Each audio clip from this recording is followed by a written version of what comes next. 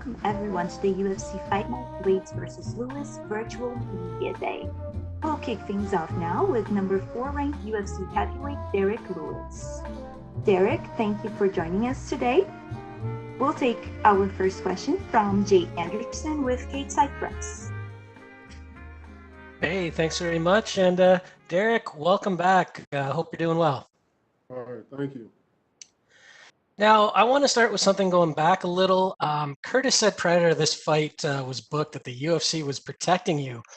Clearly not well enough because you are going to fight this weekend. But did those comments get under your skin at all, or is that just part of the game at this point to get these fights done? Yeah, I don't know what he was thinking because I already had fought just about everybody in the division. I don't know who said that. I don't blame you on that one. And going into this, a lot has been made about his wrestling. You've shown good takedown defense. You've shown an explosive ability to get back to your feet as well. Do you think this becomes a stand-up battle? How do you see this going down? I just hopefully it just be an exciting fight, back and forth. Hopefully it just be one-sided. It's a boring. I want it to be more entertaining. For the main event, I want the crowd, the fans, and everyone to be pleased. Just to lay and pray and just be boring, changing the channel, be entertaining. Okay, I think your audio cut out there a little, but I got the gist of it. When you talk about being entertaining, you've got the most knockouts in the UFC heavyweight division, and that's pretty impressive given the names that are up there. Do records like that, do they matter to you? Is that something that you focus on, or is that something you're just going to look at later in your career when all is said and done?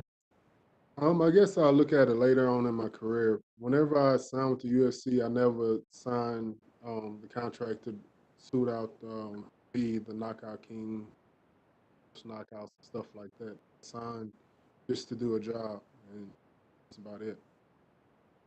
All right, well, last one for me. I mean, you've won 3 straight going into this. We know Ngannou is likely going to get the next title shot. Where do you see yourself with a win over Curtis Blaydes? I believe I should have the winner out of Ngannou and Stipe fight. Fair enough, and looking forward to this weekend. We'll take our next set of questions from Pablo How many more we Sandoria got? with Milky MMA Ecuador. We still have some. Hi there, can you hear me? Yeah, a little bit. Okay, I want to ask you if you heard what Curtis said. He said that you are very predictable. What are your thoughts about all this stuff? Yeah, I am predictable. Do you think you said that only you have over a good punch and maybe a knee, but you're kind of Ngannou, but not Yeah, that strong? yeah, that's fine if he think that I'm predictable. I don't care, they all know what I'm gonna do. I had like this will be my 21st fight, 21 fights in the UFC, and my game plan and my games, the way I fight, my style hasn't changed. Guys said the same thing before, and you see that I'm the knockout king. I guess they've been saying so. We'll just see. I'm predictable. Everybody, okay, he's predictable as well. Okay, I get it. So, do you have a? Will you give a prediction for the fight? Do you think you will knock him out on first, or what? What's your prediction? No, my prediction for the fight is to take him down and just win by points and take it to decision. I think I win by unanimous decision. Just wrestle him the whole fight. Okay, I get. And my last thing is, would you like to send a message to your Ecuadorian fans? Who? Ecuadorian fans from Ecuador. My Ecuadorian fans. Yeah, hey, I appreciate all y'all out there in the Ecuadorian. Y'all got a hell of a soccer team out there, man. So keep it up. Keep up the good work. I love y'all colors too. This was some of my favorite colors to wear. And keep up the good work. Thank y'all, Ecuador. Thank you very Hey, much. Thank you very much, Derrick, and good luck on your fight. thank you. We'll take our next set of questions from Gabriel Gonzalez with Stateside Press. Hey Derek, how you doing, man? Yeah, I'm all right. How you doing? I'm doing good. Thank you for asking. Derek, when people talk about, Curtis is going to take him down, and then people don't even seem to always have words for the way you get back up. They just say, Derek just is going to stand up when he feels like it. What's the secret? What can you tell us about it? Because, come on, you've seen it yourself. You know that sometimes it looks like you just power out of there. No, it's all technique, man. It's all in the sauce. If you don't got the sauce, you won't understand. So it's all in the sauce. All right. Last time we spoke about it, you made it clear, MMA, UFC, this is your job. It's not necessarily you're a fan or your passion. That got me thinking, what is Derrick Lewis' dream job? My dream job is, I guess you could say, don't know. Yes, just sitting back, chilling at the house, taking care of my family. About it. My dream job used to be, whenever I was younger, was being in the NFL, but now it's just, just taking care of my family. I mean, do you get to hang out with a lot of the NFL players or connect with them in Texas and Houston? Yeah, some of them I used to connect with them. Supposed to go out there and train with Brian Cushing pretty soon. He been wanting me to go out there and train with him. How do you think their season is going to go? Who, the Texans? Yeah. What do you mean? You ain't been watching?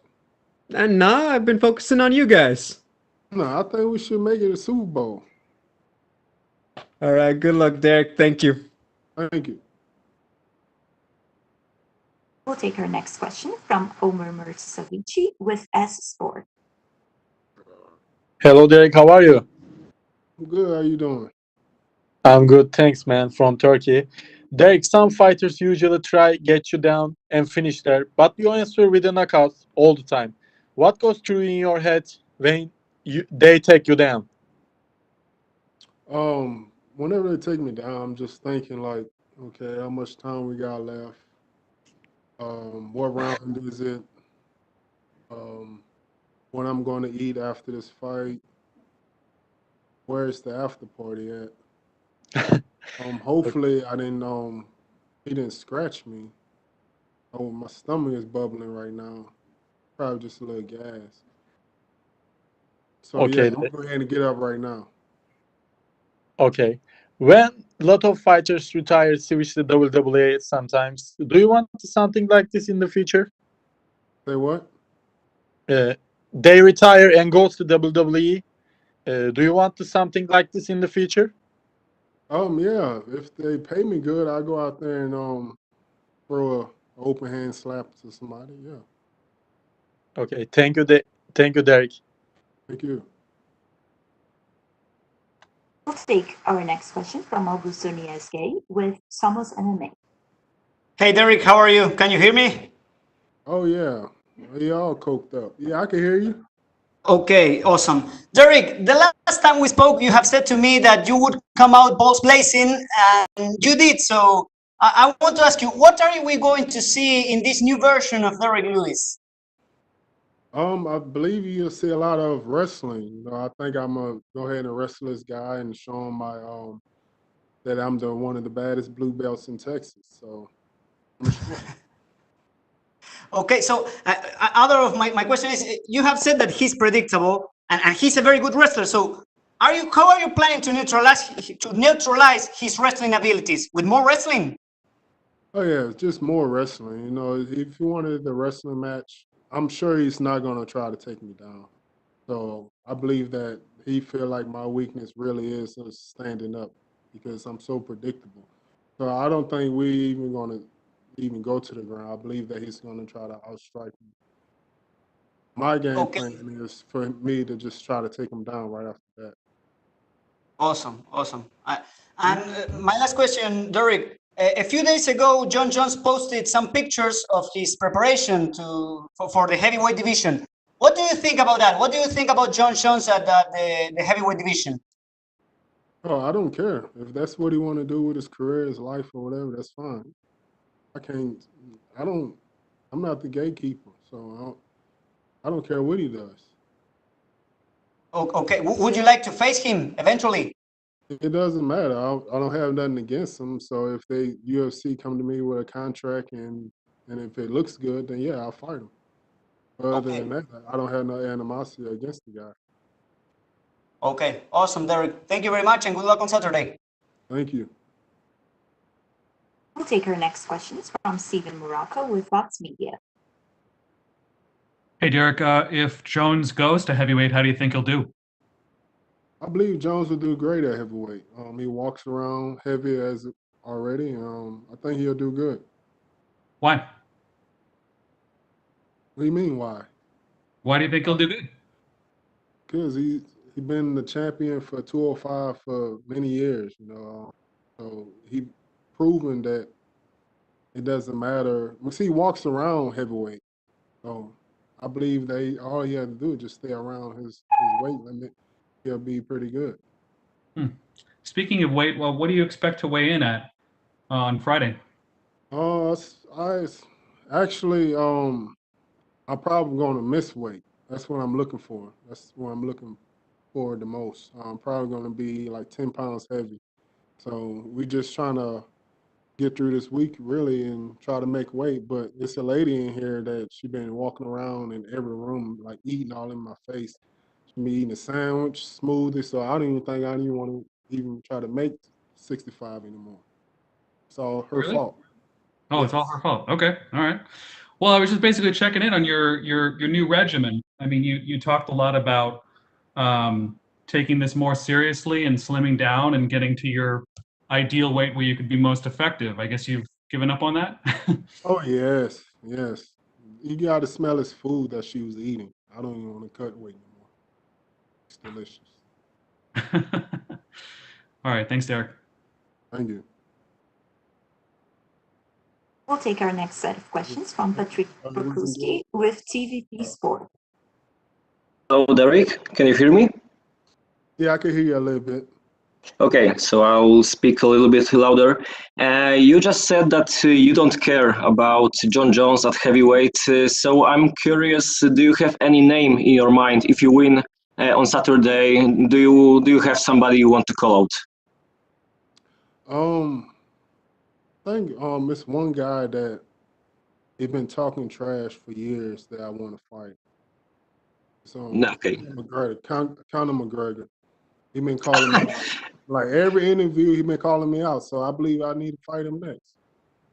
Okay, it makes sense perfectly. And the last one from me, you are loved by the fans also for your Instagram and your Twitter activity. Joe Rogan once said that you have the best Instagram in the game. I'm just curious, do you have any other fighters that you like to follow and that might just challenge you in this competition, like Darren Till or somebody else? I don't know, because this one fighter is this girl. I think her name is Rachel. Is it Rachel? And I don't think I can compete with her because I heard that she got a fans only page and it's out of this world. And so, I don't think I compete with that. I'd probably do a little fans only foot page and like show everybody my foot and get paid for that. But other than that, I can't compete with her Instagram. Okay, thank you very much and good luck on Saturday. Thank you. We'll take our next question from Danny Segura with MMA Jet. Hey, Derrick, just a couple of quick ones. Not so long ago, you posted a video where you kind of ran into, I guess, like a corner of your house and some bushes on your ATV. What happened there? Were you able to fix the house in sort of the front yard? A little bit of a scary situation there? Yeah, everything came out pretty good. My son, he still wanted to ride the ATV, so we rode it right after that. We just fixed the tree, fixed everything that it is brand new now. Everything like nothing ever happened. Yeah, it was a close call. So I'm glad that he's okay. Nice. Yeah, just making sure you are okay. And real quick one as well. You had a big pop when you fought earlier in the pandemic, telling people, encouraging people to wear masks and to sort of follow COVID protocols. The cases of COVID in the U.S. seem to be rising. I wonder if you have any message to the masses out there as far as wearing a mask and following COVID protocols? Um, I don't think it's just about wearing a mask. I think it's other stuff out there. It's people really getting sick from it. So everyone is wearing masks. Everywhere you go, you see people with masks on. Hmm. So I'm thinking that it's probably something else where people getting sick from. Maybe it's the 5G that they was talking. Maybe, yeah. All right, Derek, appreciate it. Best of luck on Saturday. Thank you. Take our last set of questions from Cote Cruz with For the Win podcast. How you doing, Derek? Good to talk to you. Oh, I'm good to talk to you too. Thank you, man. I'm calling you from Santiago. I'm not coked up like my Argentinian neighbor, so you can be. Oh yeah, you heard it too. Yeah, I'm on the mellow side of things, man. I need some of that right now. Maybe we can talk after the fights, man. Yeah, So okay. Just let me know where the party at. yeah, Santiago, baby, we'll be waiting for you. Through social media and all that, you've had a number of encounters with Blaydes. Could you explain in your opinion, what do you owe this bad blood between you guys? It's just a typical crab in the bucket. One of those type of black guys, crab in the bucket. They don't want to see another black man making it in America. That's all it is. You're typical. Well, you have a lot of experience in the UFC, and you had your first opportunity to a title fight in short notice against Cormier in Madison Square Garden. Could you tell me how much did you learn from that experience, and in which aspect do you feel you have been the most evolved in?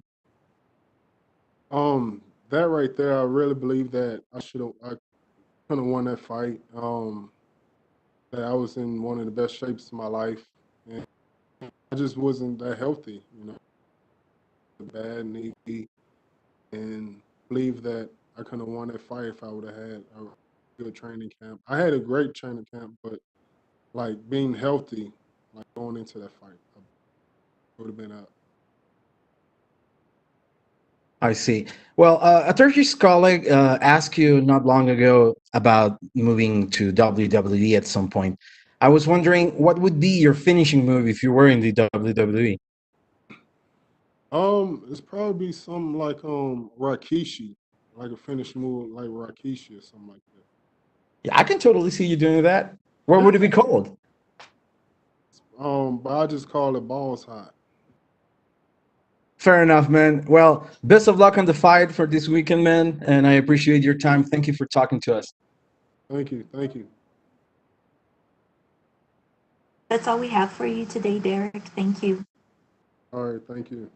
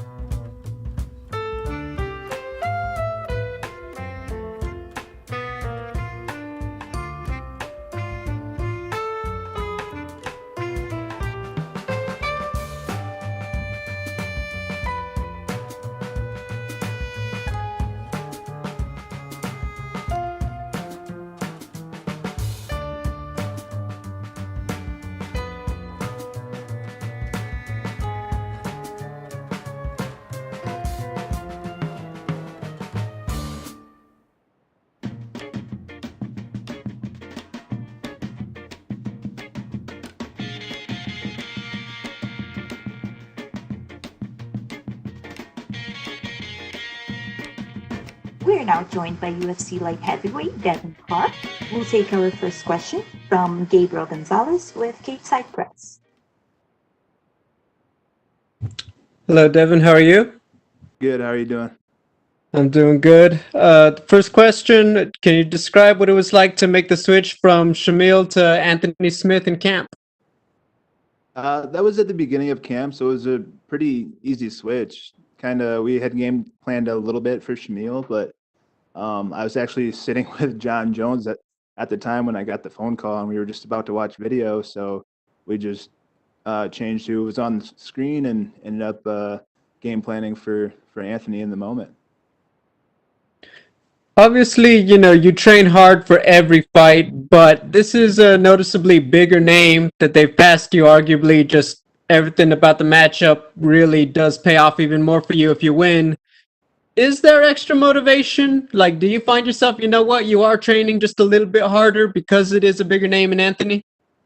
I was trying to train hard, but yeah, at the same time, it's a big fight for me, a life-changing fight. Something that will lead me to what I promised myself when I started fighting was the UFC championship belt, and this is one step closer. Beat Anthony on Saturday, and then that opens the doors for a couple of rematches that I have my eyes on with Blachowicz and Rakic, and just continue my journey to the belt. You talked about how you were there with John Jones. How much input has he had on things to watch out for with Smith? He always has really good insight, and everybody knows he's one of the best at studying people. So I've really looked up to him in those ways for game planning and stuff like that. He's always been a good mentor for that. My final question, I read about how this isn't just an important fight for you for your career, but in your personal life and with your mother-in-law, and I'm sorry about that, and my condolences, but I just want to know if you could put into words just, obviously this is big for your career, but obviously what it mean to you personally with the holidays coming up. And it's super tough. The finish camp was super tough to just not pack up my bags and go home and hug my wife and my daughter and console them. And it's one of the toughest things I've ever had to do as a husband, as a father, as a man. It was super difficult time. But with that being said, my whole family, we're all in for this fight. Including my mother-in-law before she passed, she gave me her blessing to go out there and beat up Anthony in the first round, finish him right away. And she wanted me to stay and fight, and that's what we're doing. And also with my wife's blessing, my wife's been so tough through this whole thing, and for just handling it all on her own is super incredible, and I'm super proud of her. So that just shows, how much my family is in this. We're in this together. So I appreciate that, Devin. Thank you for the time. thank you. We'll take our next question from Jade Anderson with Stateside Press. Hey, Devin. Welcome back. I kind of want to start with this. I mean, 2020 has been a year that a lot of us would like to forget, and obviously you've encountered some recent personal tragedy as well, so my condolences. But career-wise, this has been a really solid year for you now. What is it that has everything clicking for you this year? I believe just training and sticking to the game plan and staying patient. It's really easy when you have some losses and some ups and downs, and everybody's not behind you, even just, being 10 fights in and still being on prelims and stuff like that. It's like the confidence can kind of go up and down, but just staying patient and knowing what I can do and where I can go with my career in this sport, and wanting to be one of the best ever to do it. And I know you mentioned some rematches potentially. Where do you think this win over Smith would put you? Because it does seem to be a lot more open with John having vacated, but then you also have potentially Israel Adesanya stepping into the title shot. Yeah, who knows where it'll lead? I have my eyes on Rakic and Jan Blachowicz. I want those rematches, and I think that's fair. I did really good against them, and until I made a couple errors in at those fights. But at the time, I was a much younger fighter and less experienced, and I believe I'm ready after, especially after this weekend, after I dominate Anthony. I'm ready for those rematches, and whoever else wants it, whoever else wants to fight. If Izzy brings his little skinny butt up to 205, we'll see what happens. I would love to hit him in the face. So, yeah. And how do you think he does? I mean, I know it's a little bit of ways, but how do you think he does in that title shot? And do you have any worry that potentially that holds up the weight class? He might do all right, but then at the same time, Jan might knock him out. People always underestimate Jan, and I was guilty of it too. When I fought him, I underestimated him for whatever reason. Maybe he just has a kind face. I don't know, but yeah, but Jan could easily knock out Izzy, especially if he doesn't take him serious. All right. Well, looking forward to your own return this weekend. Best of luck. Thank you. We'll take our next question from Stephen Morocco with Fox Media. Hey, Devin, how much stock do you place in the rankings when it comes to how your career, when it comes to how it affects your career? It's kind of huge how it affects their career. As obviously, I'm not ranked right now, and I was originally supposed to fight somebody that was, fairly new in the UFC, and I definitely felt like I deserved a better opponent, someone with higher ranked, maybe a top 15. And but at the same time, it worked out. Now you got an unranked fighter fighting the number 6 or 7, whatever Anthony is. Doesn't really matter. But so yeah. Do you think that there's anything holding you back as far as what you need to do to sort of break through to that level where you are getting name opponents, ranked opponents, headlining cards? Nothing's really holding me back. Just I'm being patient. I'm learning. I've been learning this whole time in the UFC. I got signed to the UFC after 6 pro fights, and I was very green. So I've been learning this whole time. The last 4 years, I've been learning at the highest level. So I've been really patient and understanding that.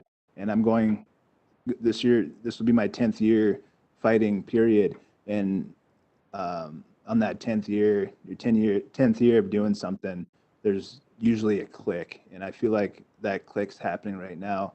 As long as I stay focused and stay true to myself and what I can really do as an athlete, as a fighter, as a man. Have you given yourself any long-term timeline as to how long you have in this sport to accomplish your goals? There's not really any timeline for me. I've always been athletic. I started wrestling when I was 7 years old, and wrestlers apparently can last quite a while in this sport. You look at Cormier and a few other guys, Romero, I believe too. They're 40 or in their 40s and still fighting or Cormier was fighting, not anymore. But he's fighting at the top levels in the sport. So who knows how that will go, how I'll age, how my career will go. So I'll play that by ear. Do you feel like you could fight into your 40s? Yeah, I think so. I know I'm always going to be an athlete at something, and not just MMA. Olympic bobsled's on my list of things to do when I retire from MMA. So and stuff like that, utilizing my abilities and of being a great athlete. You'll have to tell me how Olympic bobsledding got on your list. Just because of my legs, I think someone realized the power of my legs, and somebody brought it up at some point, and like that would be fun, and just to be in the Olympics was always a dream of mine. I wanted to do it in wrestling, that just didn't work out. So maybe bobsled will. I know it worked for Herschel Walker, so kind of just a fun thing. And also I'm big into powerlifting. I want to deadlift 1,000 pounds before I can't. So especially after I retired from fighting. Are you doing any powerlifting with Jones these days? I'm not. I usually don't power lift when I'm in fight camp. That's focused more on being lean, fast, and powerful, and just kind of keeping up with what we've built in the off season. So I do a lot of more power stuff in the off season, a lot more heavy weights in the off season. Gotcha. Thank you. Yeah. We'll take our next set of questions from Danny Segura with MMA Junkie. First of all, nice mustache. Congrats on sporting that look. Looks great. Is this, I'm guessing, in support for Movember? Not at all. I just wanted to lighten my mood a little bit, and maybe a few others around me. So I put a mustache on, and I know my daughter got a kick out of it. She every time I FaceTime her now, she goes like this, like, "Oh, Dad, cut it, cut it." But I told her she could cut it after the fight. So, but yeah, just something fun to do. Nice. And as you mentioned, I mean, you've been waiting for this kind of opportunity and this kind of space, a co-main event slot here in the upcoming card for quite a while. You've been grinding for some time. What does it feel like to kind of be getting the recognition, be getting these type of opponents and the placement in the card? It's here now. It feels great, and it's all up to me how I respond to it. For me, this is something that this is supposed to happen, something I promised myself a long time ago when I started fighting. This would be my journey, fighting these big fights and getting into the title fights. And this is just on that road. It's on that road to the title. For sure. And obviously, you're in a 2-fight winning streak. If you pick up another victory here, it'll be 3 in a row. And as I mentioned, co-main event slot. Do you think that a win here automatically puts you in the title mix? Do you think you'd be right there among some of the other top contenders? I mean, it probably should. Anthony came off a title fight, 2 fights ago, and so yeah, it definitely puts me in the running there. And I want my rematch against Jan Blachowicz. I had a pretty decent fight against him until I made a mistake, and it's yeah. I've been patient. I've been learning and growing, and this is where we're at, and it's time. For sure. And lastly, for me, you mentioned how you feel like, everything's clicking right now and everything's you're in a groove right now. What exactly signaled that? How do you realize and how do you know, okay, there's something different going on, the tides are turning? What kind of feeling does that bring, and what exactly signals it, if you can pinpoint it? Well, my last fight against Alonzo ended up breaking my face, and that changed a lot of stuff for me. That took a lot of fear out of fighting for me. I grew up wrestling, and getting hit in the face is not my favorite thing, or wasn't my favorite thing. But now, after that fight, I'm leaning more towards wanting to be punched in the face, wanting to feel that broken feeling and overcoming a hard situation, just being comfortable, being uncomfortable. And it's something that I almost crave now, good or bad. That's where I'm at. And that fight helped change things for me. For sure. All right, Devin. Well, I appreciate the time, and best of luck on Saturday. Thank you. We'll take our last set of questions from Augusto Niesque with Summits MMA. Hey, Devin, how are you? Can you hear me? Good, yep. Okay. Devin, you have been talking about Adesanya trying to get into the light heavyweight division. So I want to know your opinion as a fighter of the division. If Adesanya finally comes up, who deserves the next title shot against Blachowicz? Easy or Glover Teixeira? I think Glover deserves it 100%.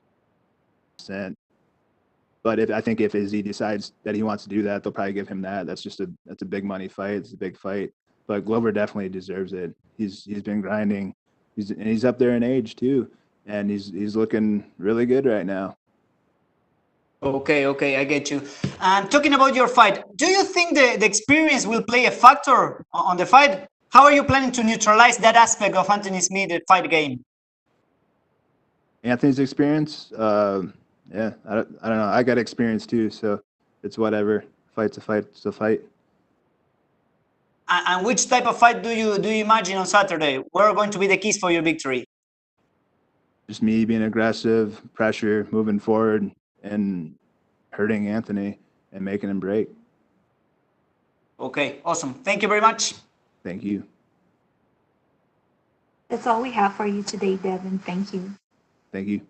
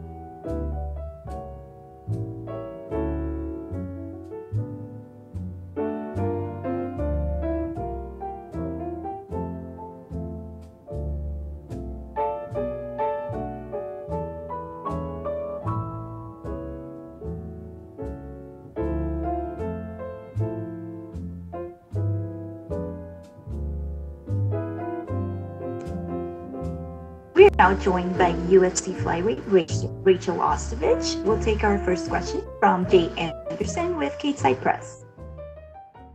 Thanks very much. And Rachel, welcome back. I'm going to start with a light one. Derrick Lewis said his Instagram cannot compete with you, but he's going to open an OnlyFans for his feet. How do you think he'll do? You know what's funny? I just finished talking to him in the next door over. So that's really funny. I'm going to have to ask him about that and get, the discount codes for all of that. So you're on board with it. Cool. On a more serious note, welcome back. It's been a crazy year for everyone, for yourself in particular, because there's been the pandemic, the time away, the USADA suspension of the tainted supplement. I was wondering if you could just give us an idea of the roller coaster that you've been on. Oh man, this roller coaster did not stop. There was no end game for this one. Just right back into this fight game. Feels nice. I feel, really refreshed to be here. Just getting here, there was, a bunch of, with my last fights and all those obstacles I had to go through and jump through. I'm glad it's all over and I'm back here and ready to do the thing. Do the damn thing. The USADA process in particular, we've seen different sanctions for different fighters regarding Osterine and contaminated supplements. Josh Barnett went all the way to the point of taking it to arbitration and getting off of a warning. How happy were you with how everything played out in the end? How everything played out, I guess I couldn't have, asked for a better, conclusion. Happy that it's over. I feel like that whole situation in itself was, I don't even know how it happened, to be honest. And I think that's just the thing with USADA. Their technology is so good, and I guess that they can trace things back to years and years and years ago, things you consumed unknowingly, you know. There's so much, I think this is a problem for, you know, the nutrition companies that aren't regulated. I think there needs to bring more awareness out to other fighters and even the general public. I feel like a lot of people are misinformed on USADA and their, especially our sports nutrition industry, I guess, supplement industry. Well, the good news is you're back. I wanted to ask though, what has training camp been like for you during the pandemic in terms of, or in comparison to just a normal camp? With these COVID times, I feel that there's lots of changes. Just being here at Fight Week, there has been tons of changes. And it's definitely something that, you know, I have to get used to, that everyone's getting used to. This is the new reality of 2020. Training wise, you know, gyms were closed in Hawaii. It was very different. No one was training. I'm blessed to have a family gym where we own our gym and we were able to have access to the gym to train. And, you know, that was a blessing in itself. You know, I think the only thing that was hard was finding training partners. I'm already limited to female training partners in Hawaii because I do live on an island. So even with COVID, it made things a little even harder. I'm grateful to have such a great support system with my ohana, my family. My brother, he is also a professional fighter. My sister, she helped train. She was also a wrestler. So, you know, we're all it really is a family. You know, this, I wouldn't be here without them. Well, I'm glad to hear you've got the support. Last one for me then. Just give us your thoughts on this matchup. It does seem as if both you and Gina have your backs to the wall a little bit, and that sometimes makes for extra motivation and a little more explosiveness. Exactly. I know that she needs this win just as much as I do.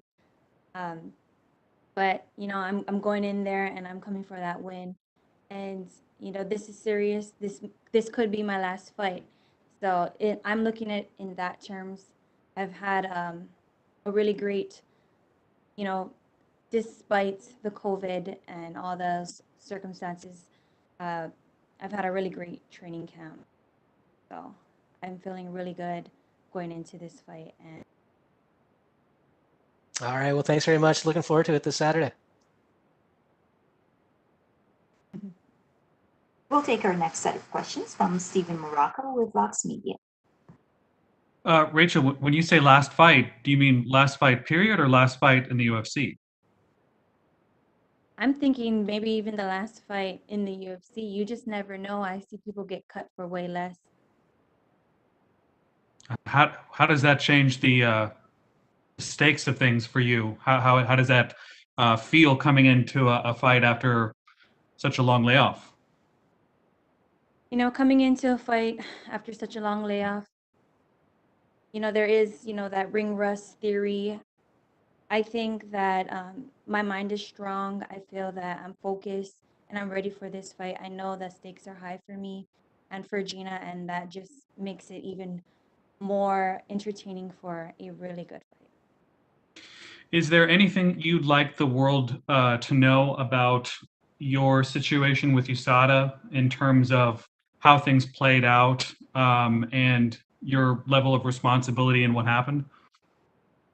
Honestly, the whole USADA situation is behind me. I've put it in my past. I forgot about it because when it happened, honestly, I was caught by major surprise.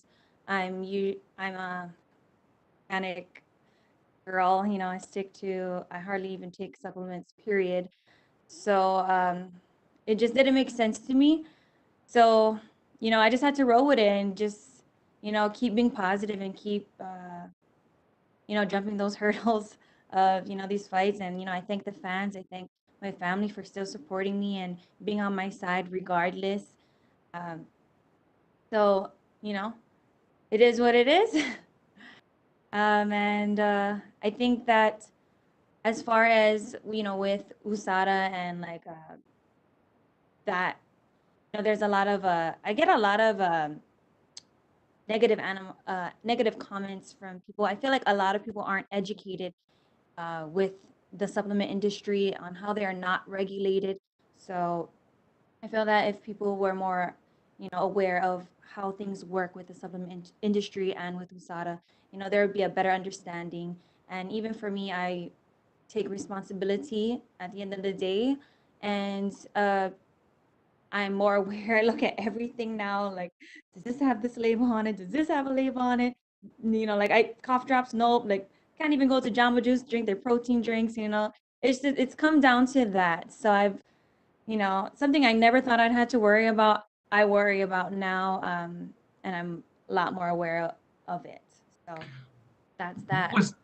What was the supplement or supplements that caused the positive test? Do you know? I believe it was Ostarine. So Well, I mean, what was the actual supplement that you took, like the over-the-counter name? I don't know. Wow. I kind of don't know. A lot of times what they do is they just, you send them whatever you might have, took or digested, or what you may have ate, and they make you like jot it down, like what was your food diary, what did you eat from this, and to go back and think maybe 2 months ago, what did I eat on this day, this day, this day. It's almost impossible. I think I'm not a fan at all of the whole thing. I do appreciate that they keep the fighters safe, and there's no steroid use, but there is like fine lines where they need to just make some changes too. The last one for me. What do you think of? Other fighter. Oh, I'm sorry. Last one for me.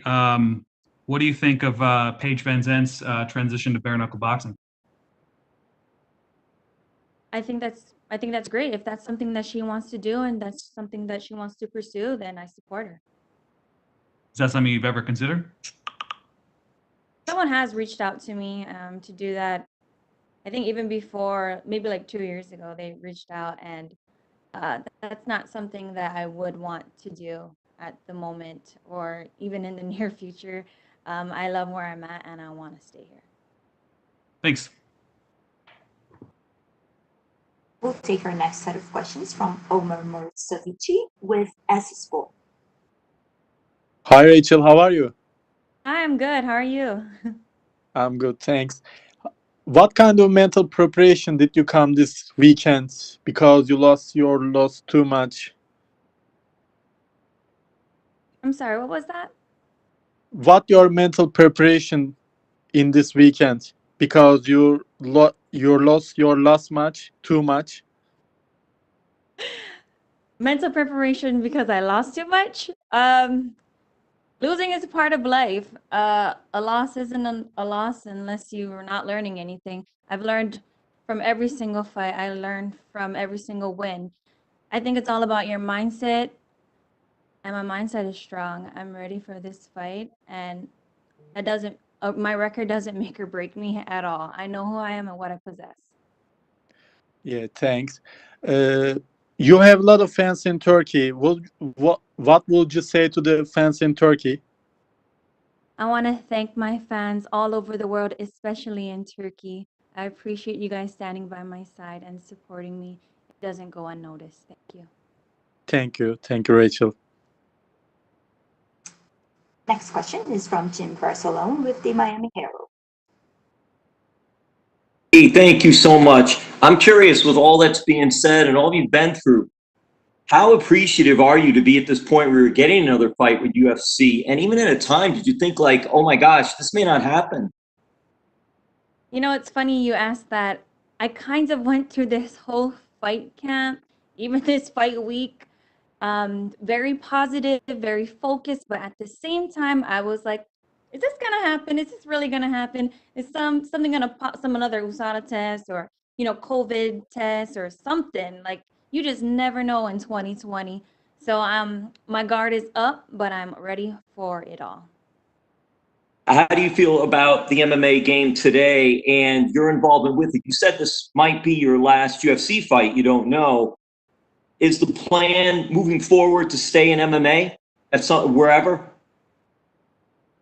The plan is to stay in MMA. in the UFC. I'm not saying that this is my last fight. I just think that, you know, another loss 3 in a row, that won't be good. I know how that looks. I've seen people get cut for way less. That's how I look at things. MMA is definitely, I've been doing it for 10 years. That's what I love to do. If they decide me to keep me, even after a loss, which is not gonna happen, I'll be grateful too. And it's kind of like you just have to block out the haters and hey, I'm doing what I love to do on the best show in the world. So it is what it is. And lastly, for me, the training process for this fight, especially because of what you know now more about diet and supplements and all these things that you had to go through, who knew? And all, did it change your training too, or did you more or less just keep the training the same way as you were training? There was changes with COVID. There was changes in my diet and nutrition.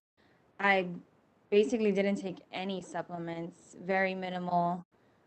I didn't want to chance really anything. Even with my eating, I mostly prepared all my food just in case. Very, very strict on what I consume. Thank you so much. All the best. Thank you so much. That's all the time we have for you today, Rachel. Thank you. Mahalo.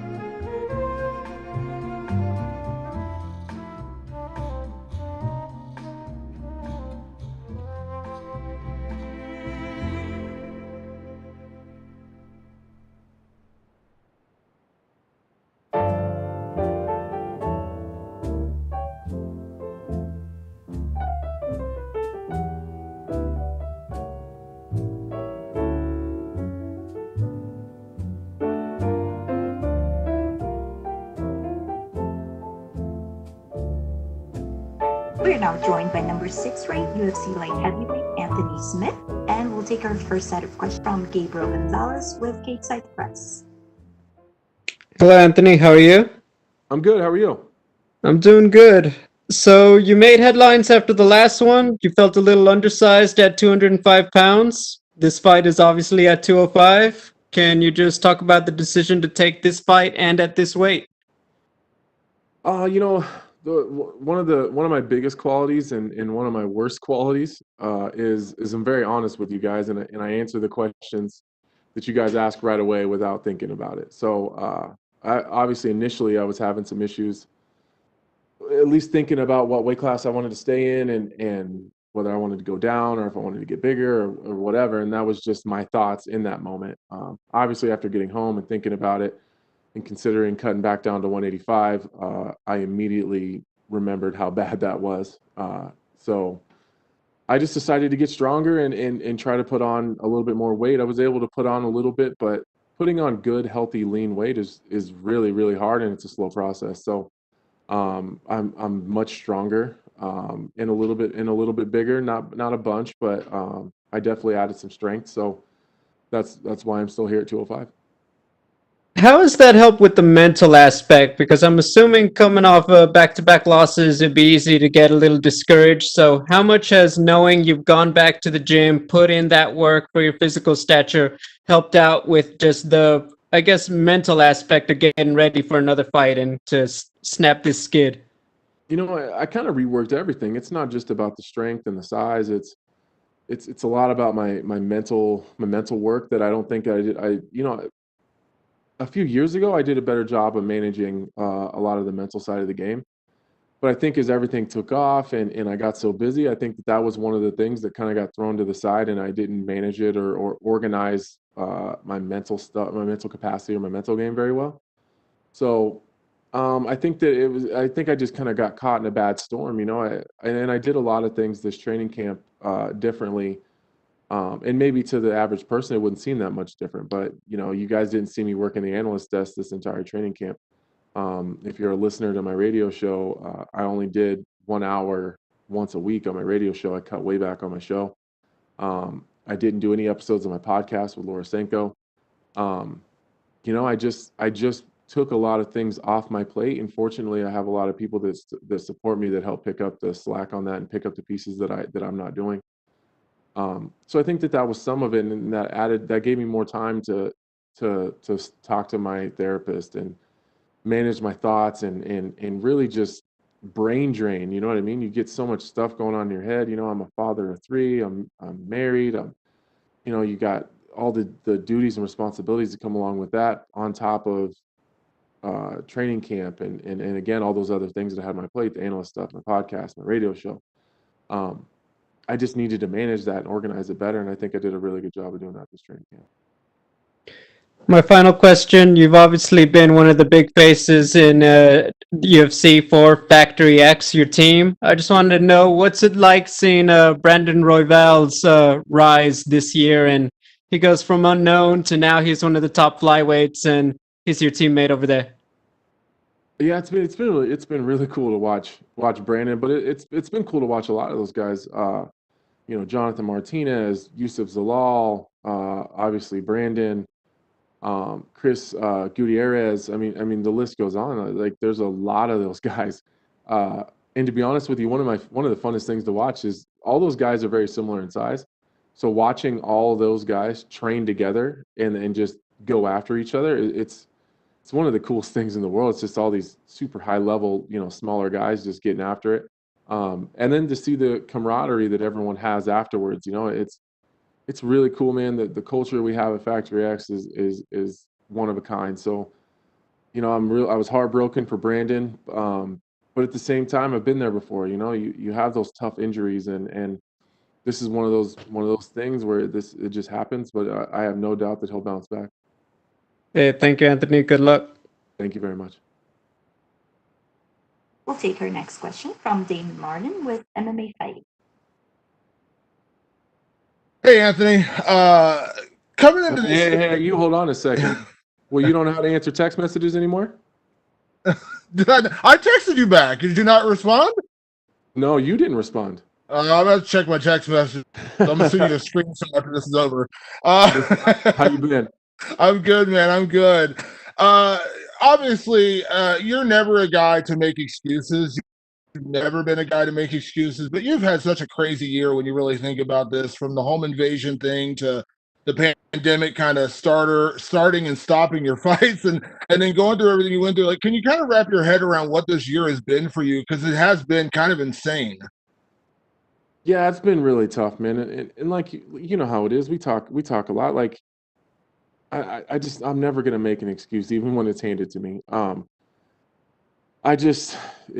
It hasn't been the easiest year I've ever been through. That's for sure. And you know, some of it's my fault. Maybe if I was, I don't know. Maybe if I was more of a man, I'd have the balls to maybe pull out of some of those fights and know that maybe some of those weren't the best situations that I should have been fighting in. But I just don't have it in me, you know. I just don't have it in me to say that I can't do something. So, you know, even going into the Glover fight right after the home invasion during the whole pandemic thing, my family's in shambles or whatever. Like, maybe maybe it would have been maybe it would have been the more manly thing to do, to just say, hey, listen, like I'm having some serious issues at home. I can't do this right now. But that means I would actually have to say it out loud, that I can't do it. And I just don't, like, I'm not built like that. Like, my brain is just not wired like that. So it's been tough, man. But you know, unfortunately, this year's been tough for the entire world. And you know, my struggles are very, very first world problems. You know, my family's safe. My bills are paid. Everybody's taken care of. I don't worry about a whole lot of things in life. So I don't want to pretend like my year has been any worse than the rest of the world, and specifically the country. It's been really tough for everyone. So I think everyone else and myself just hope that 2021 brings some better stuff. That's for sure. With that being said, you know this from being an analyst, and you know this from doing your own show, how reactionary this sport is. When you win a big one, when you knock out Shogun, you're the greatest light heavyweight in the world, man. You know, Anthony Smith is on his way to the title. You lose one fight, suddenly you're a bum, you're no good. Like, how do you deal with it? Because I think people forget, like in the Glover fight, obviously you're winning early, and credit to him for surviving and coming back. And obviously, I know the Rakic fight didn't go your way, but again, you went to a decision. You know, it wasn't it didn't go your way, but that's just part of the sport. But does it bug you the kind of the kind of reactionary way this sport goes, where you lose two fights and suddenly you're washed up, or you're not the guy you were? You know, does it disappoint you? That's the reaction you get sometimes. You know, I used to worry about that stuff, I think, more when I was younger. But honestly, now I expect it now. So I think it's easier to deal with when you expect it. But it is disappointing sometimes to see how fickle people are. And, you know, it's some of the media too at the same time, where it's, you know, they'll big you up 1 second. Oh, excuse me. And then the next they're tearing you down. So fortunately for me, I've had pretty good experiences compared to a lot of people with the media. But I think that's just part of the game. And it is crazy to me, like watching team sports like football or baseball or whatever, like even when teams are doing really, really bad, like people still stick with their team, you know, like I have friends that are Jacksonville fans, and it's like, well, how is that even possible? You know, it's like, but every day they're flying their flags and they're pumping up their team. And it's just like, sometimes I wish that the MMA fans were a little bit more like that, but our sport is very different. So I do get it. I'm a Bengals fan, so trust me, I understand that mentality. You know exactly what I'm talking about. Last one for me. When you look at Devin, Devin is, comes from a wrestling background, obviously very tough guy, but obviously he hasn't, he has faced good competition, but he hasn't been able to kind of get over that hump, obviously fighting guys like Jan Blachowicz, and there's no shame whatsoever in losing to those kind of guys. But do you feel like that once again will be, your biggest advantage? You have won those big fights. You know what it's like. You know what it's like to be in those trenches and win those fights. You feel like that is an advantage for you, in this fight? Yeah, I do. I think my biggest advantage is knowing Devin's game. The problem with me for everyone else is I'm unpredictable. You never know what I'm going to do. Sometimes I'm going out to the grapple. Sometimes I want to strike. And to be 100% honest with you, it just depends on how I feel when I wake up that day. And I just go with the flow. Devin's very predictable. We all know what he has to do. As much respect as I have for him, and as cool as I think the story of him and his dad, father and son, corner and fighter, I think that's one of the coolest things in the world, especially coming from a guy who didn't have a dad growing up. I really think that's cool. I don't think there's a world that exists where Devin stands with me for 15 minutes and survives. It just this is not reality. He's a phenomenal grappler. He's a phenomenal wrestler. The problem with him being so good there and not so good everywhere else is we know exactly what he needs to do to win. Alexander Rakic is a little different. I wasn't expecting Alexander Rakic to have his game plan to hold me down for 15 minutes, not posture, not punch, not pass, and ride out the decision. I wasn't expecting that. I don't think I would have that issue with Devin Clark. Thanks, Anthony. Expect a text. Thanks, man. We'll take our next questions from Stephen Rocco with Fox Media.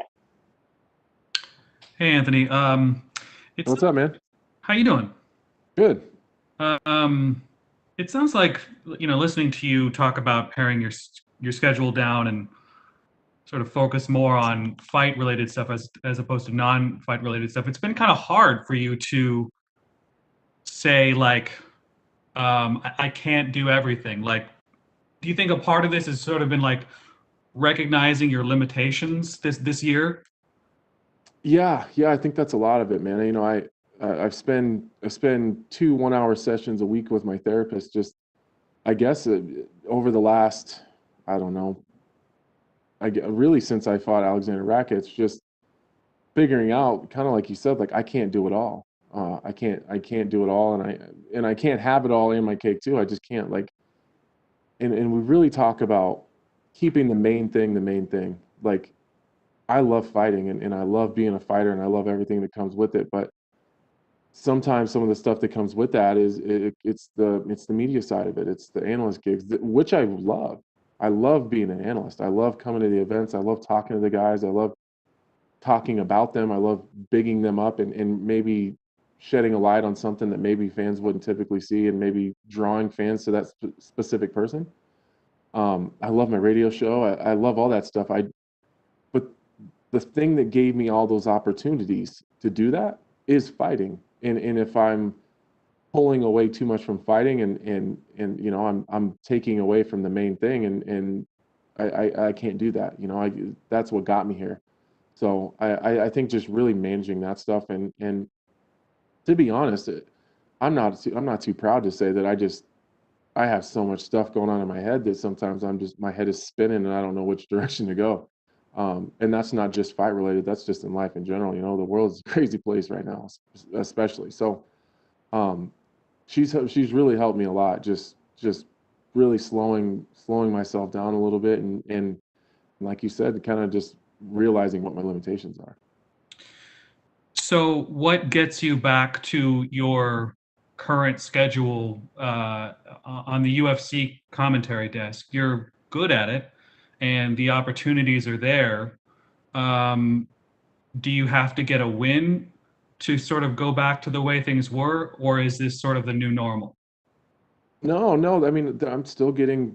I got plenty of offers to work the desk. During this camp, I just with my my obligations to my family and to my own training camp, I just wasn't able to accept those offers. I already have, two for sure. I already have 2 analyst gigs coming up after this fight.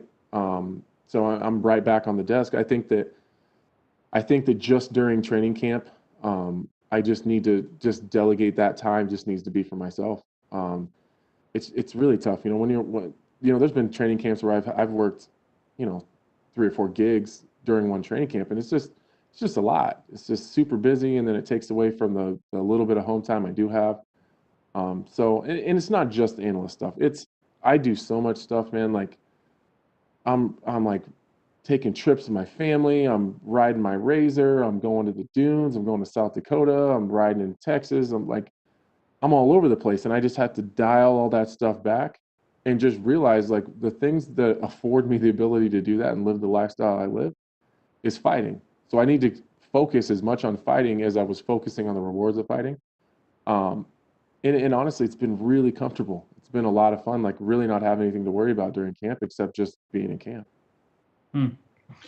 I saw you giving a message of support to Shogun Rua. What did you think of that fight? And do you agree with Dana's assessment that he should move on? Even before I fought Shogun, he was someone that I looked up to and an idol. I love the way he fights. I love the way that he approaches the game. He's crazy respectful, and it's crazy just being in a room with that guy. Like, he just has this weird aura about him that it's just, I don't know how to explain it. But whether I fought him or not, I want to see Shogun. As long as it's not against me, I want to see Shogun win every single fight that he's ever in. So, excuse me. It's hard to watch him lose. It was hard to watch him lose like that too. He said he had a really bad injury that affected him. I'm not sure. I will say like I don't ever like to like put that bad juju on people and say, you know, it's definitely his decision and where he feels like he's at as far as retirement. Like him and his team need to do that. But I will say that I don't want to watch Shogun lose anymore, and I definitely don't want to watch him lose like that. Gotcha. Thanks, Anthony. Hey, thanks, man. Take care. We'll take our next question from Patrick Perkuski with TVP Sport. Hi, Anthony. Can you hear me? Yep, I got you. Okay. You just said that you have, with this career at the panel desk as an expert, and after these 2 losses, I just wonder what drives you to still compete. Do you maybe have some kind of feelings that it's a make or break, this fight with Devin Clark, or you still want you are still thriving as a competitor?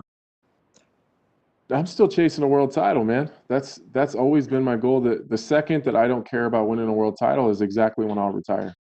You know, I think I just got off track a little bit. You know, I think that I just didn't manage stuff correctly, and it is what it is. That's how this game goes, and I'm not going to sit and feel sorry for myself. I'm going to get back on the horse and do it again. But that's what's driving me. If that was the only part of your question, that's it. I want to be a world champion. That's it for that one day.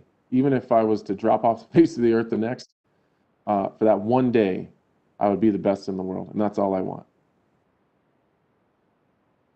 Okay, and the fighters sometimes say that you either win or you learn, right? And I'm curious, what have you learned from these last 2 fights?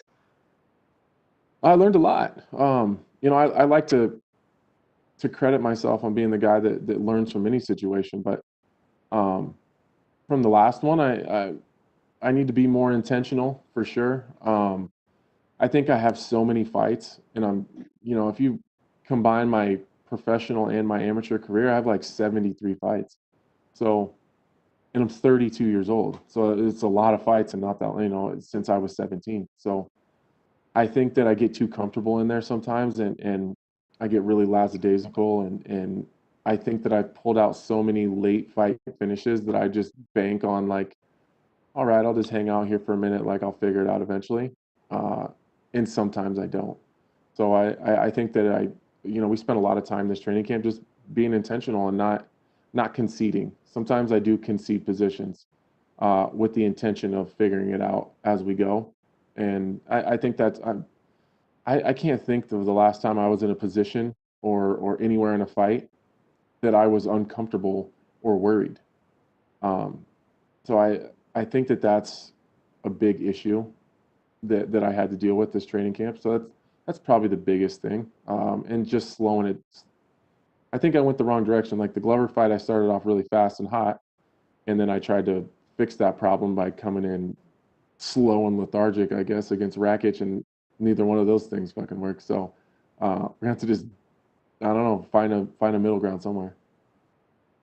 Okay, and speaking of championship, we know that Izzy Adesanya might come up and fight for the title, and he just said that he's not going to play the game that many fighters that go up are doing, like bulk up, put the muscles and put some extra kilograms, and he said that he's not going to do that. He wants to fight, he wants to compete and to be at the same size, more or less, right?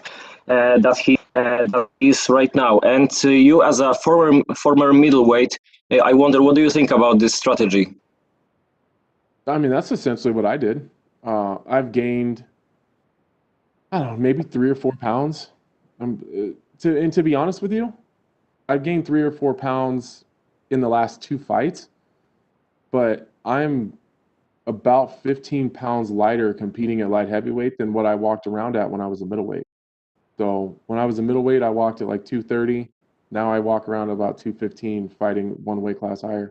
So I don't have any problems with his idea of moving up and doing that.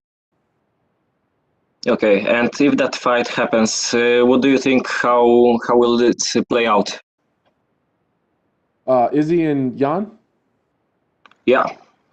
Oh man, I don't know. That's a crazy interesting fight. I think the size issue is definitely there for Izzy just because Jan is such a big dude, but Izzy's fast, he's accurate. I don't know, that would be a fight that I would have a lot of fun working just because it'd be fun to really dive deep into those two guys' styles and try to figure out what I think is going to happen. But honestly, just sitting here right now, I have no idea.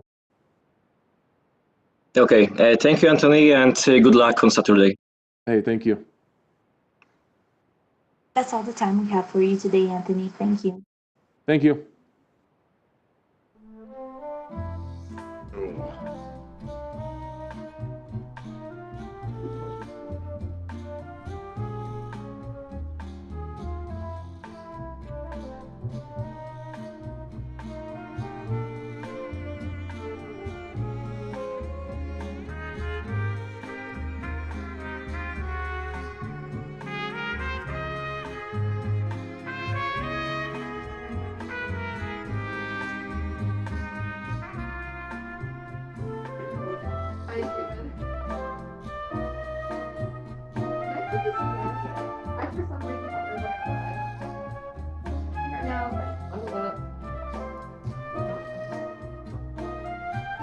How are you guys?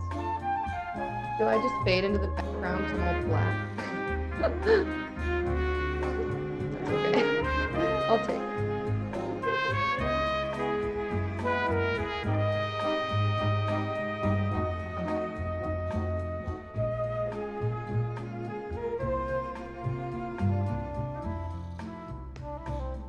We're now joined by UFC flyweight Gina Mazany. We'll take our first question from Jay Anderson with Gateside Press.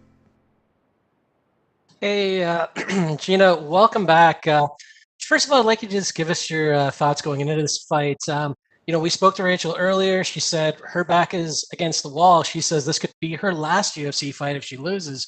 How do you feel going into it, and do you think that's going to have any impact on how things play out in the octagon? It's actually really funny you say that because I felt that my last fight my last fight. But this one, I genuinely, this is me in a new weight class, coming down from 135. I genuinely feel like this isn't even close to the end. I really feel like this is just the new beginning. I moved gyms, I moved states, I moved coaches. I'm training with, in my opinion, with one of the best coaches in the world, James Krause. And I just feel like there's nothing but up from here.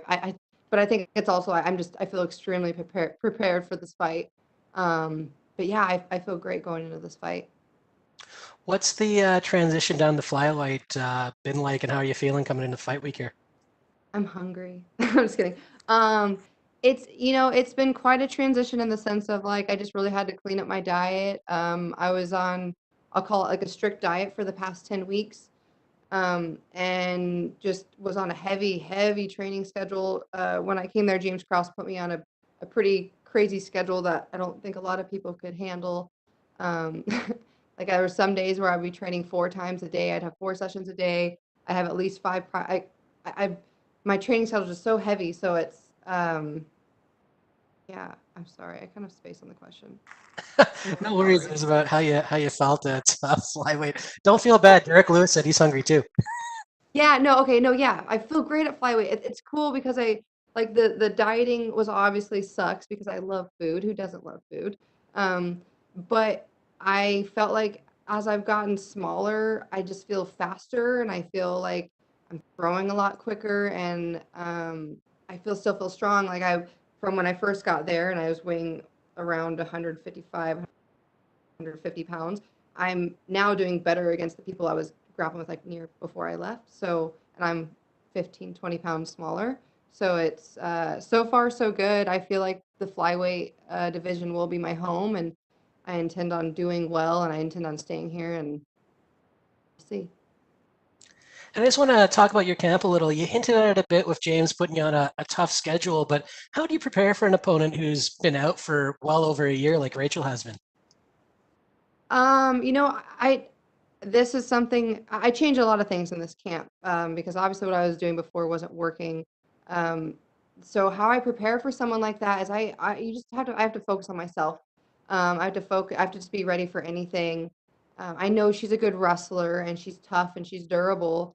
So I focus on myself. I'm pretty tough and I'm pretty durable. I feel like my wrestling's really improved. I feel like my striking's through the roof. And yeah, I just focus on myself. And if I go out there and I perform on Saturday like I believe I will, then I think it'll be my night. All right, and last one for me. A few years ago, I think, or maybe a year ago, we spoke to you, and you mentioned using meditation as part of your preparation. Is that something you still do?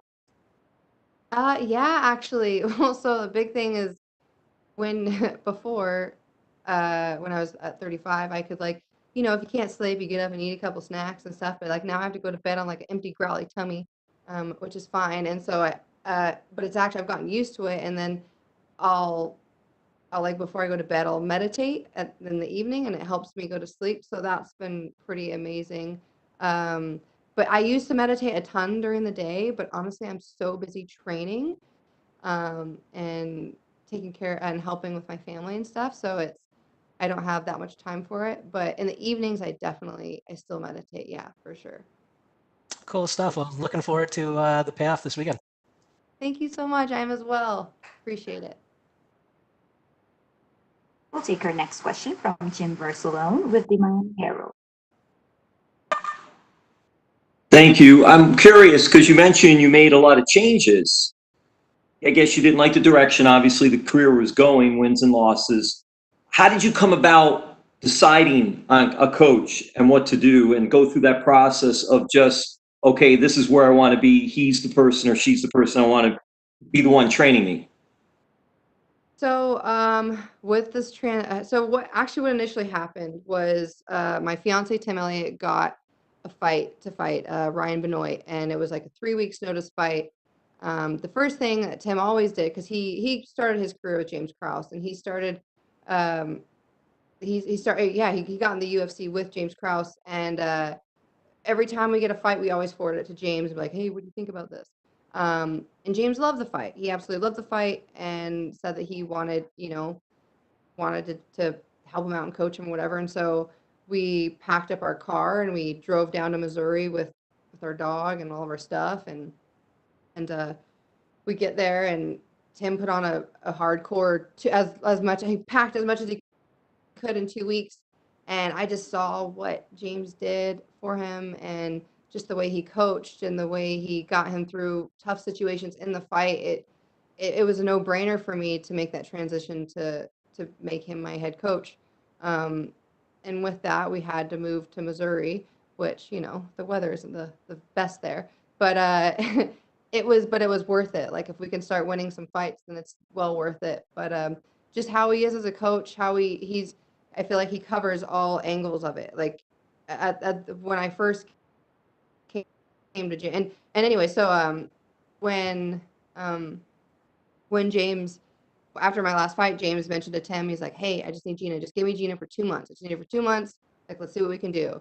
And James kind of took all the thinking process out for me. He was just like, hey, here's your schedule.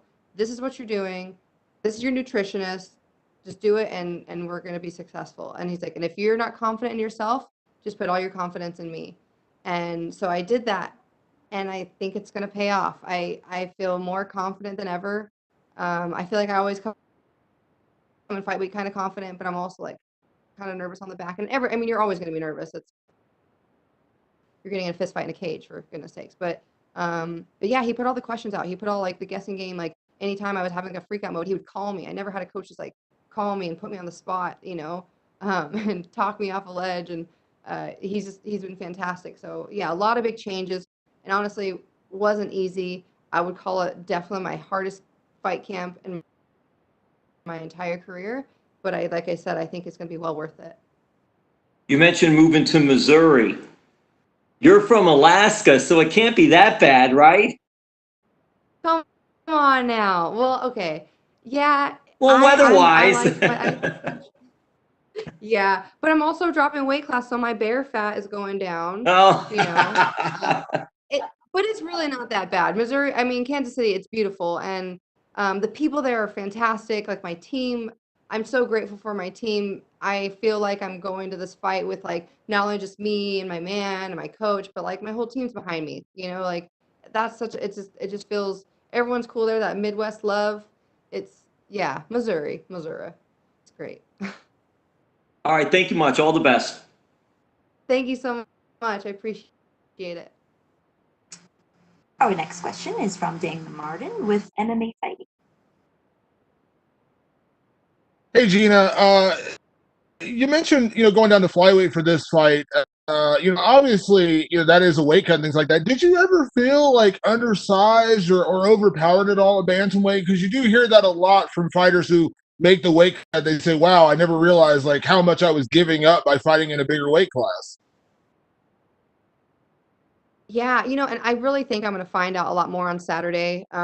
But yeah, honestly, a lot of times the girls that are fighting at 135 walk around like 160, sometimes 170 pounds.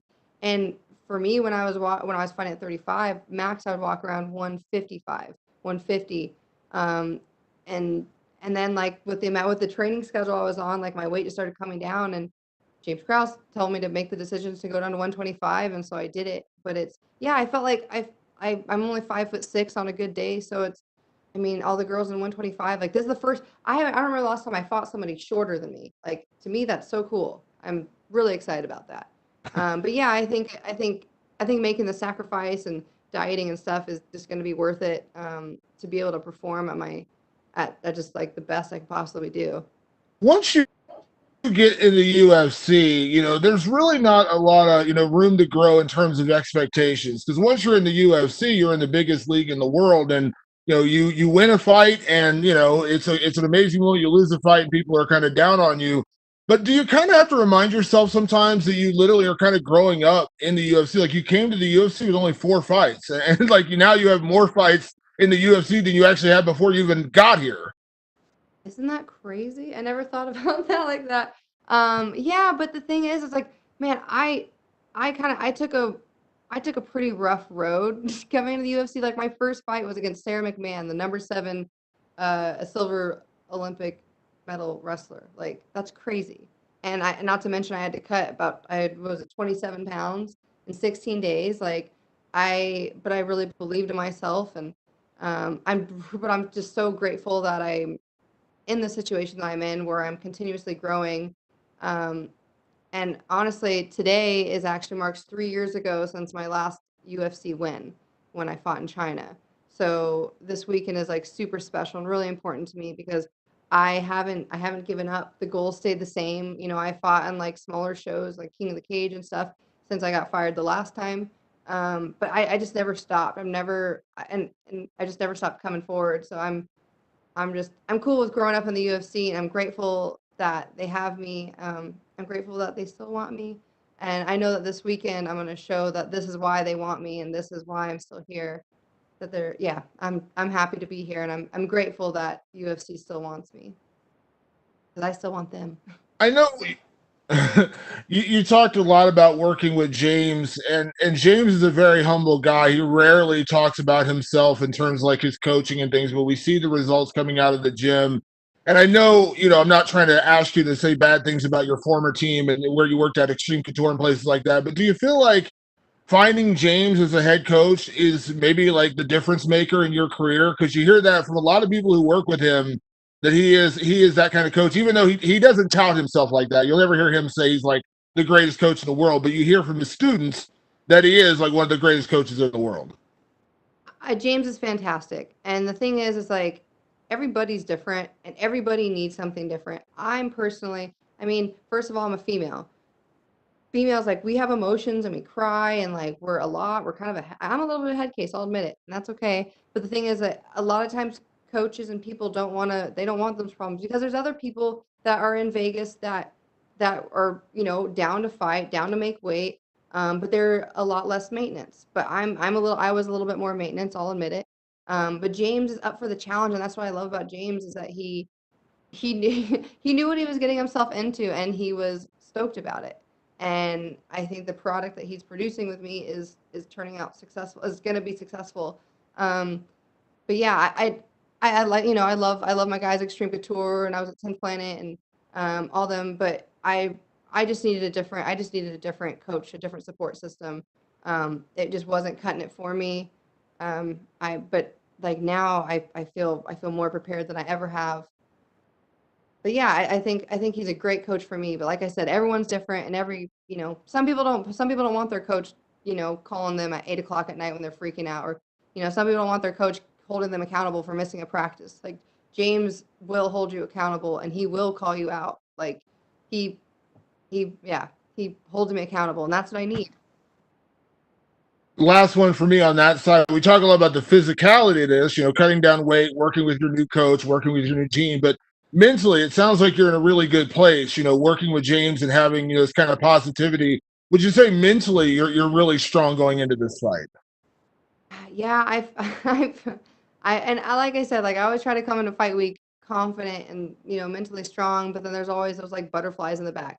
But I feel like before my butterflies are in the back with like little knives and being like, oh, you're so nervous. But now my butterflies are like, okay, like we just know that we're going into a fist fight. And yeah, I feel like a big part of it has to do with like I'm surrounding myself with people who have been in similar situations that I'm putting myself in. It's like James knows that it's what it's like to be nervous. Like Tim knows what it's like to be nervous for a fight, or to compete. So it's yeah, I feel really mentally good for this, and God, it feels so good, and it's almost kind of scary how good I feel. But then again, my fiance reminds me all the time, like, hey, remember what you put yourself through for the past 15 weeks. In the past 15 weeks, I was on this crazy schedule that James put me on. The past 10 weeks, I was on this crazy diet that my nutritionist put me on, Tyler Minton. And, well, not crazy, but like, I just was very strict, and I held myself accountable, and I did everything they said. I literally prepare. I prepared in every way possible. So it feels good. It feels good when you know that I can look back and be like, I didn't cheat anything. I didn't, I didn't eat ice cream on the weekends. I didn't go out partying on the weekends. I was 100% just true to myself and trained my butt off. And you guys are going to see on Saturday all the work I put in. Thank you, Gina. Thank you. We'll take our next set of questions from Gabriel Gonzalez with Stateside Press. Hello, Gina. You've kind of touched on this pretty much throughout this interview, but I want to ask it.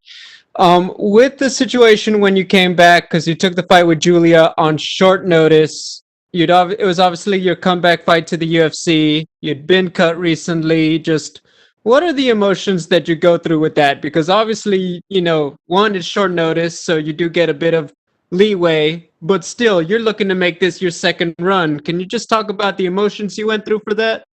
Oh man, where do I start? So when I first got cut from the UFC, I didn't really know I was cut for about 6 months. My current management at the time didn't let me know, really. And then I signed with Iridium with Jason House and sat down with him and talked to him about it. And he told me just to get on some small shows, and then we're gonna get back in there. It's probably gonna be a short notice. It probably won't be ideal, or it might not be ideal, but we gotta do what we gotta do.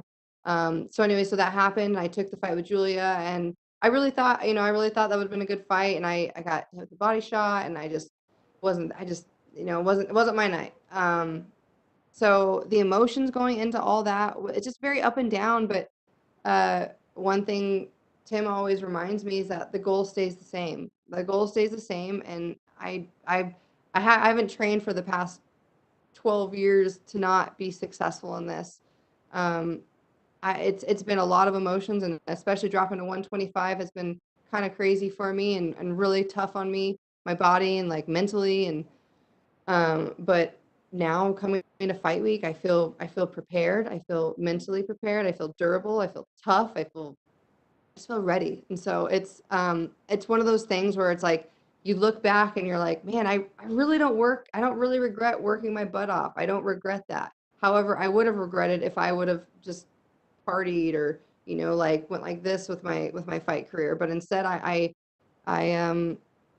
took this as an opportunity to make up for my losses and all the times I cried and was upset. So yeah, there's a lot of emotions, but it's all worth it. I'm grateful for everything that's happened.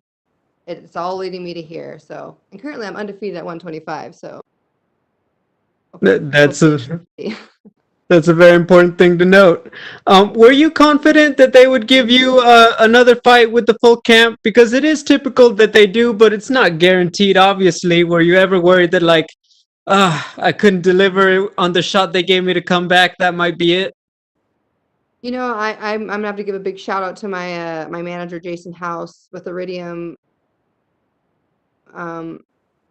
He he does all that for me. He takes the mind workout for me, and also James. Him and James are homies, so it works out.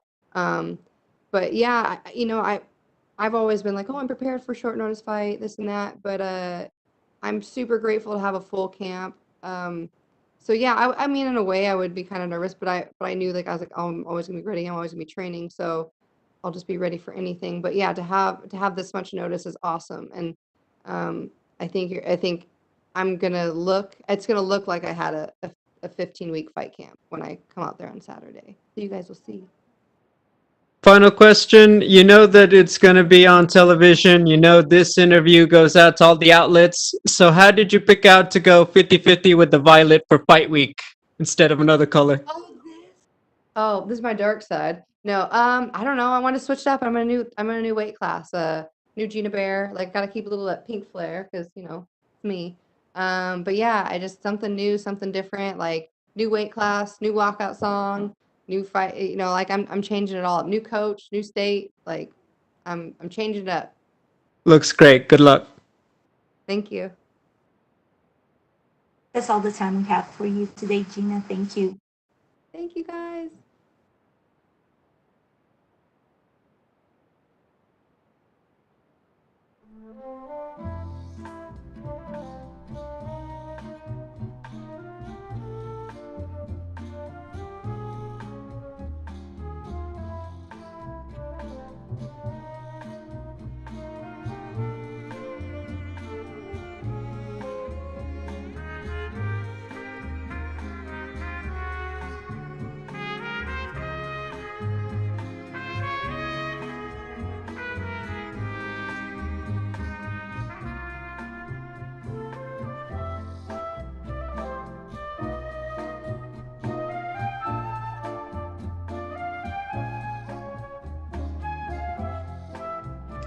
We are now joined by number 2 ranked UFC heavyweight Curtis Blaydes, and we'll take our first set of questions from Gabriel Gonzalez with Gateside Press.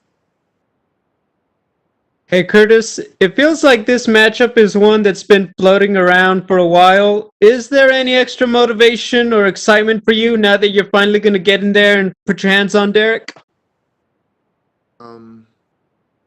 I'm just as excited as I would be any opponent. I'm always happy to get in the octagon and put on a performance and earn another paycheck. So it's just like another fight for me.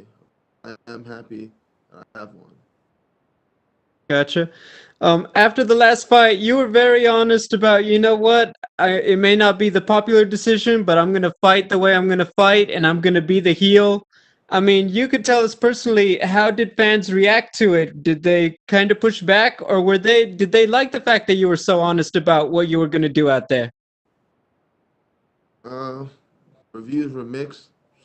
Some of the fans enjoyed it. They enjoyed the honesty, and then we're like, hey, we don't want to watch you wrestling. So it was mixed reviews.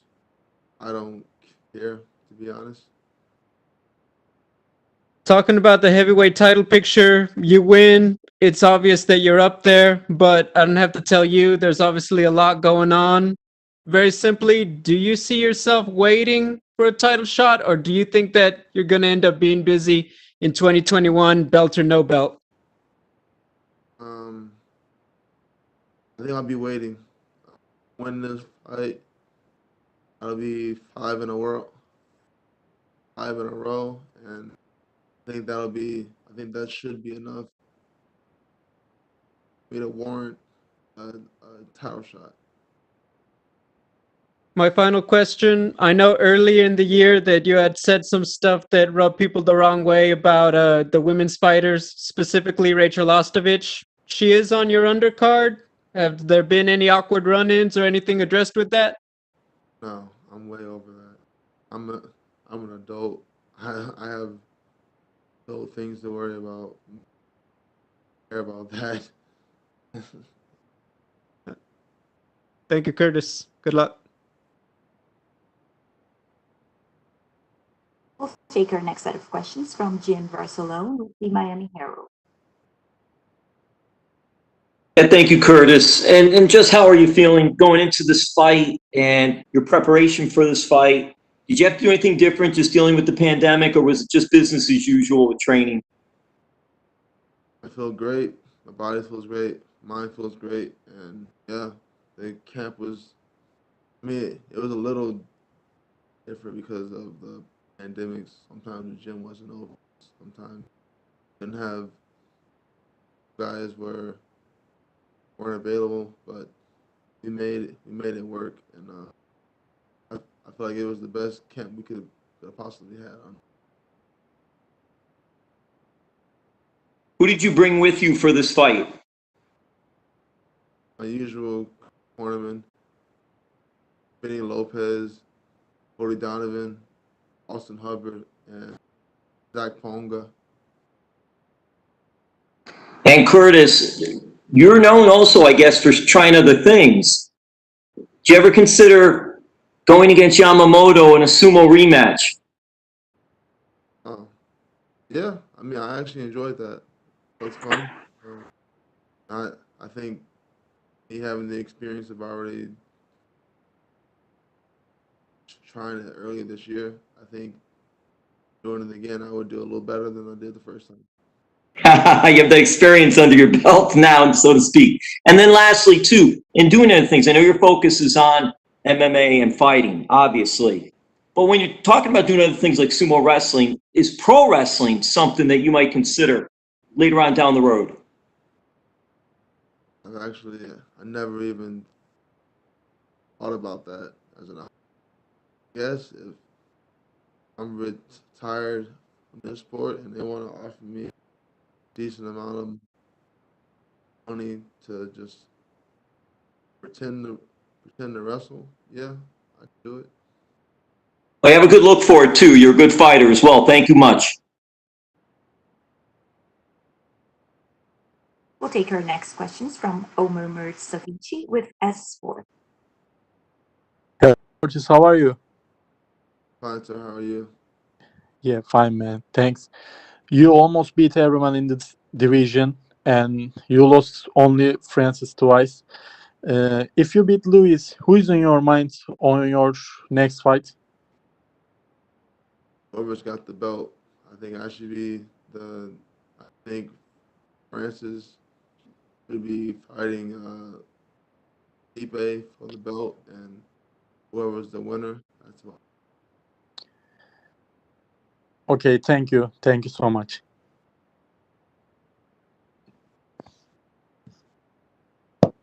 We'll take our next questions from Pablo Santamaria with Multi MMA Ecuador. Hi, Curtis. Can you hear me? Sir. Okay. What are your thoughts when you hear that to Derrick saying that he's going to out wrestle you? What are your thoughts when you hear that kind of stuff? I think that's comical. Yeah, for him.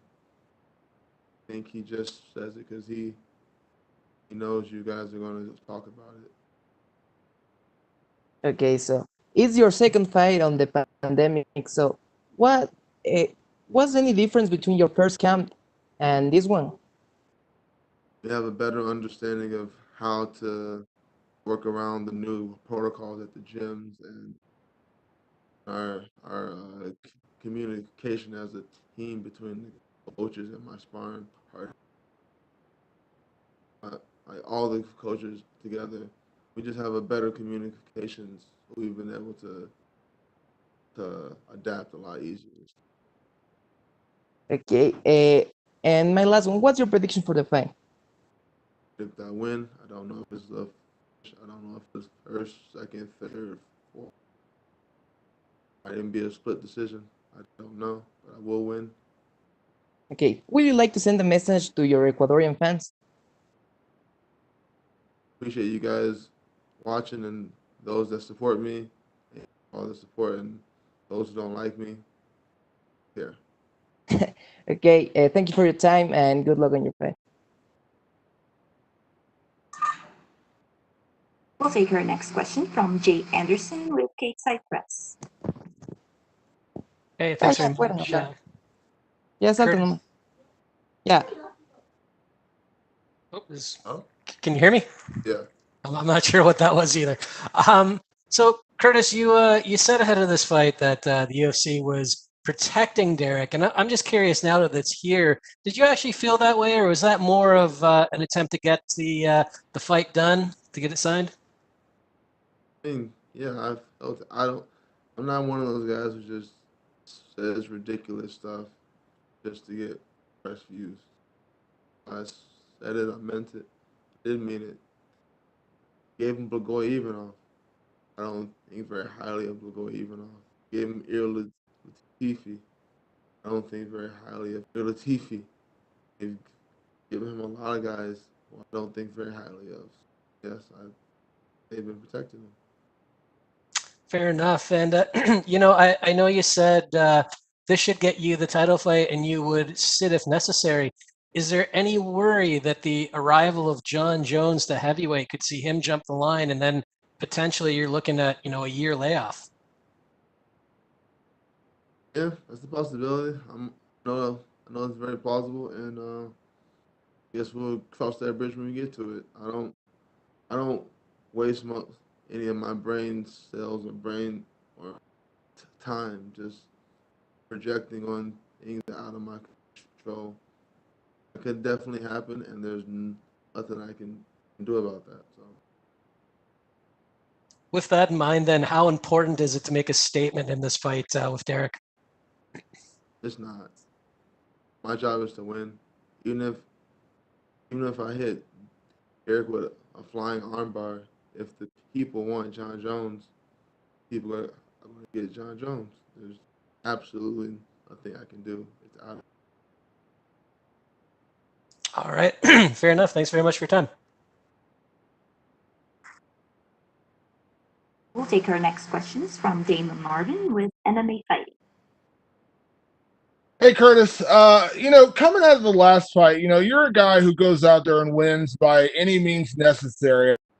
I think is the best way to say it, whether you have to outgrapple somebody or knock him out like you did to Santos, whatever it is. But do you enjoy kind of being the spoiler a little bit when people, you get upset about you go out there and wrestle and things like this, but you are a tremendous wrestler? Like, do you get a little smile just like playing that spoiler, like Derrick Lewis, guy who likes to go out and get big knockouts, those kind of things, like playing that spoiler to Derrick Lewis? Like, do you get a little bit of excitement about that? I mean, yeah, a little. It's a fraction. The biggest thing that gives me a smile is getting my hand raised because I know I'm getting a win bonus. Then I guess, yeah, a very, very small part of the smile is I know a lot of the people would have preferred Derrick to knock me out. That didn't happen. So, yeah, a little bit of the smile. Majority is because I like winning, and I don't, like you just said, I don't care how. I don't understand why it makes people that I use my wrestling, but that's not my intent. My intent is just to take the path of least resistance, and me using my wrestling because I'm a very good wrestler is always going to be the resistance. Not taking the attention away from Derrick Lewis, but when you look at the division as a whole and you look at your wrestling, do you feel like that is always going to be your greatest weapon? Because when you look at the heavyweight division, there aren't a lot of high level wrestlers. Obviously, you are Stipe. Is a Division I wrestler, but again, a different kind of thing. But do you feel like that's always going to be your biggest weapon? Because until somebody can stop you from doing it, then your job is to take them down. Exactly. Having the wrestling in my back pocket is having the wrestling in my back pocket is always it gives me a lot of confidence because I know I can strike, I can play your game if that's what you want to do, but if anything goes bad, I can always take you down. So I think I'm always going to rely on that. even as my hands have grown and they will continue to grow. I think one of the biggest reasons that Cain Velasquez isn't here right now in the sport is because he listened to the fans and he fell in love with his hands, and his body broke down from all the wars he did not need to have. He could have easily taken guys down at will, but he chose to stand and bang. His choice, good for him, but his body paid the price. My wrestling plays a major part in my plans for my longevity. I don't want to be an old, broken down man in 10 years because of the stand-up wars I gave to fans who won't care about me after I retire. Do you feel like that's kind of what gets lost in the conversation here, because everyone loves a big knockout and we always talk about it with heavyweights? It only takes one shot, but you're going out there and fighting a very smart fight. And we do see wrestlers get away from it. You see wrestlers fall in love with their hands, and suddenly it's like you never see them go for a takedown anymore. Do you feel like you've learned the lesson from, Cain or other wrestlers who you've seen kind of fall into that pattern? You've kind of learned from their mistakes and you don't want to make those same mistakes?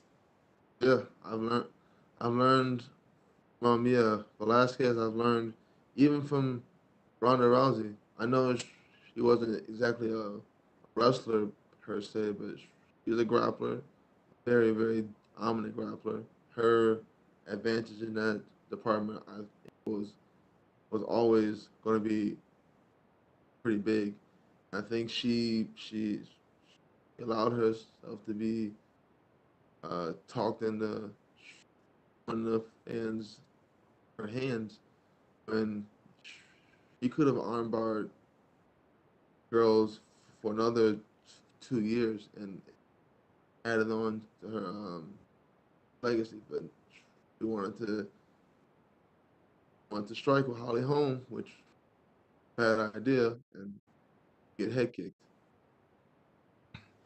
Last one for me, Curtis. Going into this fight, I know you said, you're going to win however it takes you there. If you have to be a 5-round decision, it's a 5-round decision. But if you do get Derrick Lewis down to the ground and you put him on his back, do you feel like it's going to be hard for him to survive 5 rounds with you on the ground? I know you actually said, you told me before, you were actually really impressed by Volkov, the way he was able to survive on the ground with you. But do you think Derrick Lewis has that same kind of ability? Yeah, he's very tough. He's hard to put away. But then again, a lot of heavyweights aren't able to put up the pace and the output that I put up. That's why, again, I was impressed by him. That was the first time that's ever happened. Someone's been able to match me and tame ground and pound. But then the more I watched that, the more I realized part of his containment of my ground and pound, his unique height and length. Like he had really long torso. He was able to use that to hold me in his guard. I don't think anyone else on the roster has that ability. So yes, I would be very, very surprised if Derrick was able to stand my ground and pound. Thank you, Curtis. That's all the time we have for you today, Curtis. Thank you. Thank you.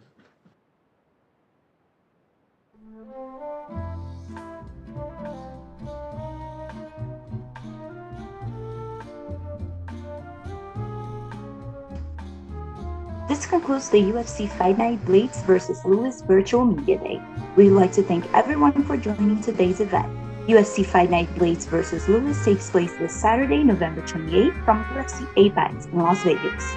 The main card will be available on ESPN2 and simulcast on ESPN Plus in English and Spanish starting at 10 p.m. Eastern. The prelims will kick off exclusively on ESPN Plus starting at 7 p.m. Eastern. Recordings of today's interviews will be made available to media for females soon.